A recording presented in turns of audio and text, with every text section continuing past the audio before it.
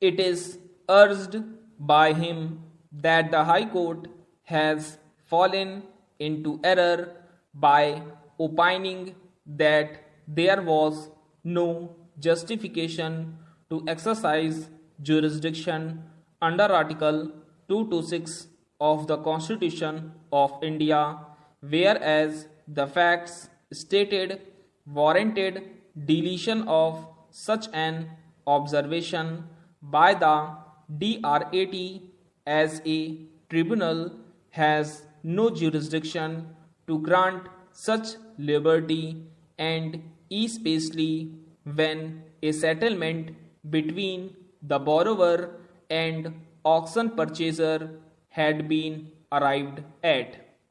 Learned Counsel would submit that the DRAT had really not addressed to any issue, and after recording a settlement in a most brief manner recorded the observations which really deserved to be quashed by the High Court. It is further canvassed by the Council that the High Court should have taken note of the fact that the order passed by the DRAT had already been complied with, and it was absolutely unnecessary to drag the bank to a further litigation which is contrary to the spirit of the Act and the purpose of recovery of debts due to Banks and Financial Institutions Act 1993. It is also contended that the DRAT failed to take note of the prayer made by the appellant therein, and for no important reason the matter was kept pending for more than 4.5 years. The Learned Counsel, appearing for the respondent number 1, contended that he had paid the dues of the bank within the time fixed by the DRAT, and thereafter he had also transferred the property in favor of a third party due to financial difficulties.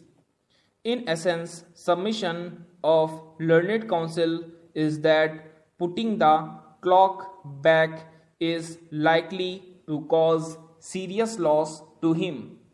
The Learned Counsel, appearing for the auction purchaser, submitted that on the basis of the liberty he had already filed a suit in the Delhi High Court and is entitled to pursue the remedy because the action was taken in hot haste by the bank in putting the property into auction without indicating that litigation was going on between the borrower and the bank.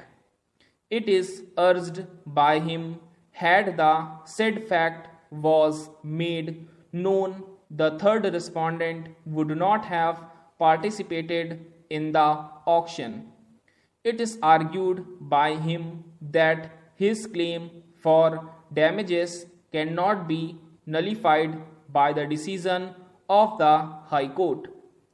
The girl had expressed a marked reluctance to stay with her father. The High Court was of the opinion that the children had developed long standing affection towards their maternal grandfather, aunt, and uncles. It will take a while before they develop the same towards their stepmother. The sex of the minor girl, who would soon face the difficulties of attaining adolescence, is an important consideration, though not a conclusive one.